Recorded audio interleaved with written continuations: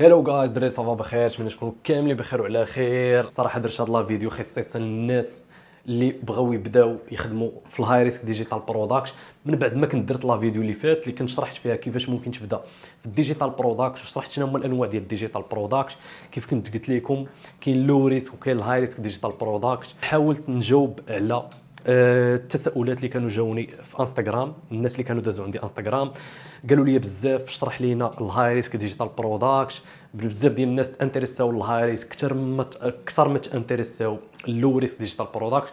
دونك غنحاولوا نديروا واحد لا فيديو اللي غادي نشرحوا فيها الهاي ريسك ديجيتال برودكت. هو البيزنس اللي انا خدام فيه انا شخصيا، اللي كيف كتعرفوا على راسهم الاي بي تي في بيزنس، لان الاي بي تي في بيزنس صراحه هو اشهر هاي ريسك ديجيتال برودكت. ما كاينش اللي ما كيعرفوش، لان الصراحه فيه واحد الارباح اللي هي خياليه، كيخلي لك واحد البروفيت مارجين اللي هي كبيره. داكشي علاش الناس بزاف كيحاولوا يخدموا على البيزنس ديال الاي بي تي في، لان فريمون تيخلي لك واحد البروفيت اللي هو محترم. دونك اول حاجه قبل ما نبداو لا فيديو ديالنا، كنت شفت بعض التعليقات اللي كانوا جاوني في لا فيديو اللي فات. بزاف ديال الناس مشاو غالطين في ديك لا فيديو، بزاف ديال الناس بداو كيكومونطيو خويا ما شرحتي لنا والو، خويا ما استفدنا والو. لان الصراحه كان المشكل هو انه لا فيديو كانت شويه كليك بيت. علاش؟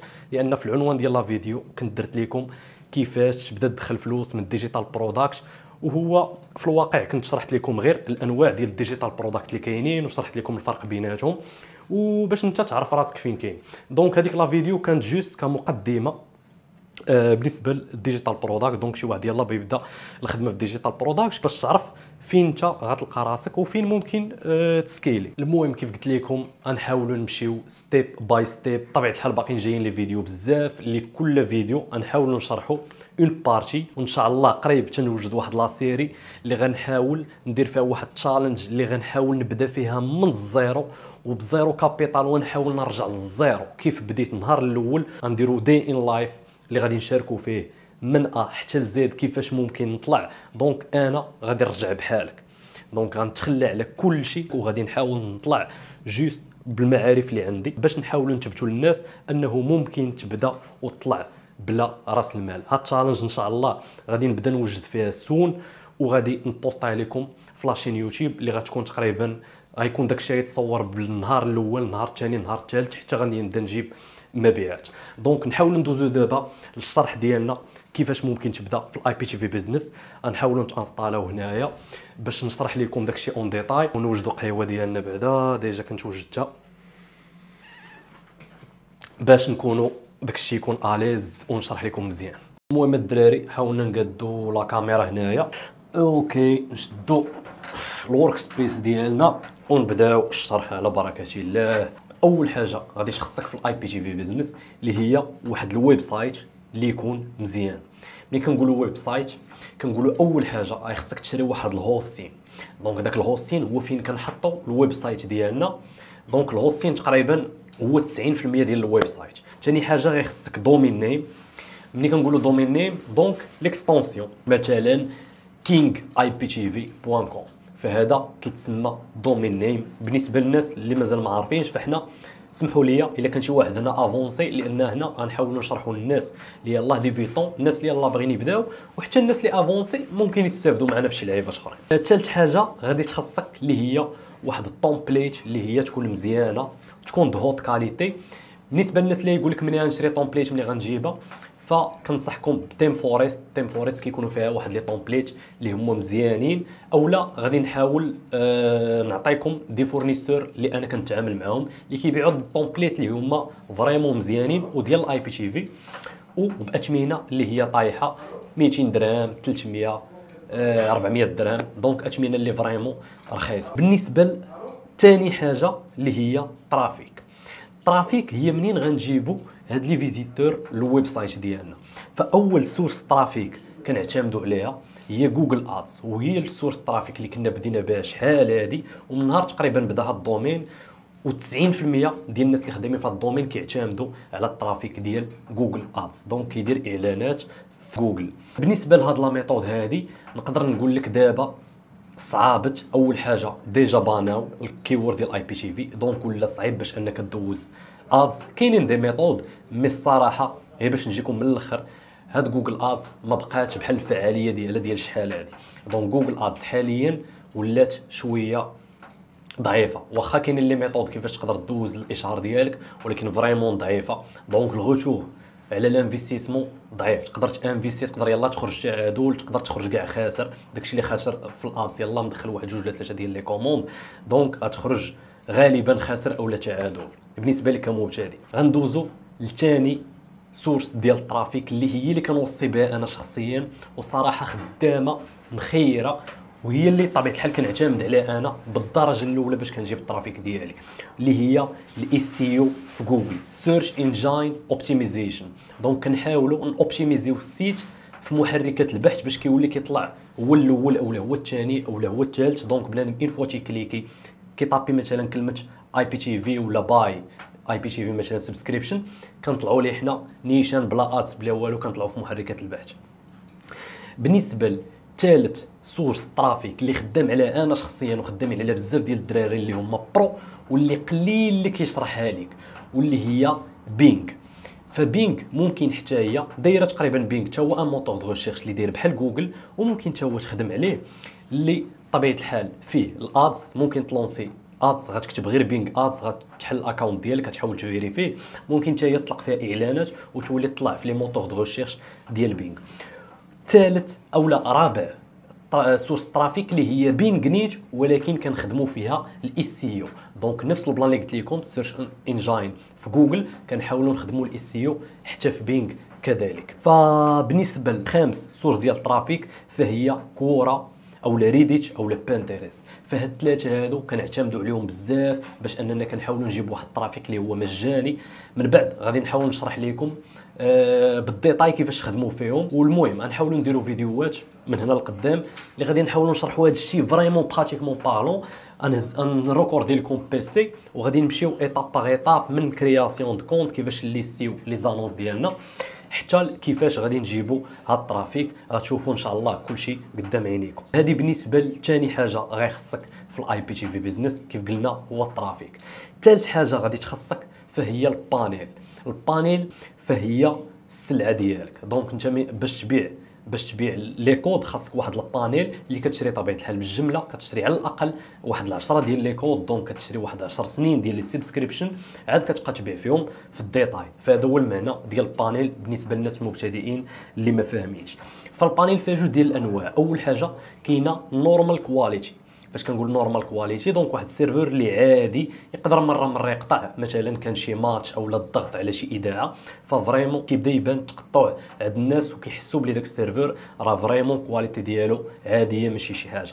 وكاين النوع الثاني اللي هو الهاي كواليتي سيرفر، اللي هو طبيعه الحال واحد السيرفر اللي كيكون كاليتي طالعه. ملي كنقول لكم كاليتي طالعه دونك فيه كاع القنوات كاع الاذاعات تقريبا كاع الافلام والسيريات. دونك الكليان كيلقى فريمون داك السيرفر بارفي ما خصو حتى شي حاجه. وحتى فاش كيكون الضغط على شي قناه فهو فريمون كيقدر يهاندلي داك الضغط وما كيتقطعش واخا في المباريات الكبار. فبالنسبه لرابع حاجه وهذه اهم حاجه واللي كتشكل عائق عند بزاف ديال الدراري فهما لي بيمنت جيت ويز. لي بيمنت جيت ويز هو كيفاش حنا غادي نحاولوا ناكسبتيو هاد لي بيمنت من عند الكليون ونتفاداو المشاكل. دونك بلا ما يكونوا عندنا مشاكل، دونك بلا ما يكونوا عندنا مشاكل ويوصلونا لي بايمون ديالنا اولا الارباح ديالنا بشكل سلس وندوزوهم للحساب البنكي المغربي ديالنا بدون مشاكل. فهنا كاينين طبيعه الحال جوج انواع ديال لي بيمنت جيت واي. فاول بيمنت جيت واي كاينه راه بيمنت جيت واي اللي هما ليغال بحال مثلا باي بال، سترايب، سكوير، وكاينه حتى ساما. فهادو دي بيمنت جيت واي اللي كيكونوا ديجا ليغال ولكن ما كيدعموش الاي بي تي في. دونك كيعتبروه واحد الهاي ريسك ديجيتال برودكت ما كيقبلوش من الاول. دونك انت كيخصك الا بغيتي تخدم بهاد لي بيمنت جيت واي اللي هما ليغال خاصك تحاول تخدم دي ميثود باش انك تباي باسي هاد لي جيت ويز وتاكسبتي لي بيمنت بواحد الشكل اللي عادي بلا ما يعرفوا. فهذا بالنسبه للنوع الاول. النوع الثاني فهما الهاي ريسك بيمنت جيت واي. فهما لي بيمنت جيت واي اللي من الاول تيقولوا لك حنا سيدي تناكسبتيو هذا النوع ديال ديجيتال برودكت اللي انت كتبيع وما عندناش معاه غرام ديال المشكل. فكيقول لك مرحبا بك بطبيعه الحال كيطاكسيو عليك واحد لي فيز اللي هما طالعين، واغلبيه ما كيكونوش كيدعموا. المشكل ديالهم هذا الوحيد هو انهم ما كيكونوش كيدعموا لي كارت كاملين، فكتلقى بعض الصعوبات. مي كيبقى واحد الخيار اللي هو فريمون مثالي. ماشي مشكل الا اكسبتيتي واخا غير 80% ولا 70% ديال لي كارت بونكير، فراه مخير، راه مزيان. حيت علاش؟ حيت ممكن تسكيلي بواحد الراحه، ما كتلقاش مشاكل يسدوا لك على فلوسك اولا يبانيو لك الاكونت ولا بزاف ديال الحوايج، فكتخدم عادي. وممكن تسكيلي، ممكن تدخل 1 كا 2 كا في النهار 3 كا، ما كاينش غرام ديال المشكل وما غتلقاش حتى شي صعوبات. فهاد الشيء بالنسبه للبيمنت جيت واي. اما بالنسبه لخامس شابيتر اللي غادي تحتاج في هذا البيزنس، فهو واحد السكريبت ديال واحد الايميل اللي هو بروفيسيونيل. دونك كيخصك واحد الايميل اللي هو بروفيسيونيل. دونك فاش بنادم غادي كوموندي عندك، كتهز الايميل ديالو وكتساندي ليه واحد الايميل اللي هو بروفيسيونيل فيه لا كوموند ديالو، اليوزر نيم، باسورد ديالو، المسائل ديالو كامله. وحتى الا كانت عندك شي بروموشن كتحطها تما، وكيكون الايميل محطوط بواحد الشكل فريمون احترافي. وهذا الشيء طبيعه الحال كيلعب بزاف على الصوره ديالك عند الكلاينت، لان كيشوفك كتخدم فريمون بواحد الاحترافيه. فاما سادس نقطه اللي هي خاص يكون عندك واحد السيبور، سواء في واتساب سواء في لايف تشات. دونك كيفاش حنا نكونتاكتيو لي كليون ديالنا ونشدو السيبور ديالهم، وإلا كان عندهم شي مشاكل نحلوهم ليهم ونتبعوهم. ضروري خص يكون عندك واحد الشاط مع الكليان، باش انك الا ما عرفش انستالي مثلا في التلفازه اولا في الديفايس اللي عنده، كتبعو ستيب باي ستيب حتى كتانستالي ليه السيرفيس في الديفايس ديالو. دونك ضروري خص يكون عندك واحد الشاط. الناس يا اما كيخدموا بواتساب، كيديروا واحد البلوغين واتساب كيديروها في الويب سايت ديالهم، كدوز عندك ديريكت واتساب كتقضي مع الغرض. وكاين النوع الثاني اللي هو كتشد السيبور بار لايف تشات. ملي كنقول لكم لايف تشات دونك كيكون ما كتحتاج لا نمره لا والو. كاينه اكستنسيون ديال لايف تشات، كاينه تيديو، كاينه تويلو، كاينين بزاف ديال لي بلوغين ديال لايف تشات اللي بنادم كيدوي معاك غير عن طريق السيت. كتطلع عليه التشات كيحاول يدوي معاك تما، الكونفرساسيون ديالكم كامله كدوز في السيت. وهذا الشيء طبيعه الحال حتى هو غادي نشرحوا لكم من هنا لقدام في الفيديو الجايين بالتفصيل الممل. اخر حاجه غادي تخصك، وهذه طبيعه الحال بالنسبه للناس اللي باغيين يصاوبون دي بيمنت اللي هما منظين كيف كنقولوا مغيزين امورهم، فخاصك واحد الكومباني. ضروري خاصك تحل واحد الشركه، يا اما في الولايات المتحده USA اولا UK. يا اما الا حليتها في USA كتسمى LLC، ولا حليتها في UK كتسمى LTD. فهاد الشركه هي اللي غادي تخول لك انك تحل دي كونت في دي بيمنت جيت واي بحال باي بال اولا سترايب. حيت ضروري خاصك تكون شركه، ما كيقبلوش الناس لي زانديفيدي الا في حاله وحده. الا كنتي من دول اوروبا كاينين بعض الدول اللي كيقبلوا منهم غير تكون تعطيهم باسبور اولا لا كارت اي دي كارد ديالك، وممكن تخدم عادي بدون شركه بدون والو. ولكن بلا ما تخلع اللي تصحابك ان هاد الشركات هادو شي بروسيدير، وبنادم كيسمعك تحل شركه كيتصحابو ما عرفتش غيدير. كاينين دي سيت ويب بحال فيرست فورميشن وكتحلها بواحد الثمن اللي فريمون رمزي، كتوصلك الشركه ديالك من يومين حتى 3 ايام، ماكسيموم 7 ايام. بحال مثلا الا حليتي في الولايات المتحده الامريكيه من 7 ايام حتى ل 15 يوم كيوصلوك الوريقات ديالك في الايميل، وانت ديك الساعه ممكن تحل في هاد لي بيمنت جيت واي. فتا لهنا غادي نكونوا وصلنا للنهايه ديال لا فيديو. نتمنى نكون شرحت لكم البيزنس ديال اي بي تي في هاي ريسك ديجيتال برودكشن كيفاش خدام. وهذا الشيء طبيعه الحال هو شوف يكذب عليك كذاب، هذا الشيء هو الوحيد اللي خاصك باش انك تبدا هذا البيزنس وتبدا تشيفري منه ارقام اللي هي كبيره. فشرحت لك البيزنس كامل، ما خبيت عليك حتى شي حاجه.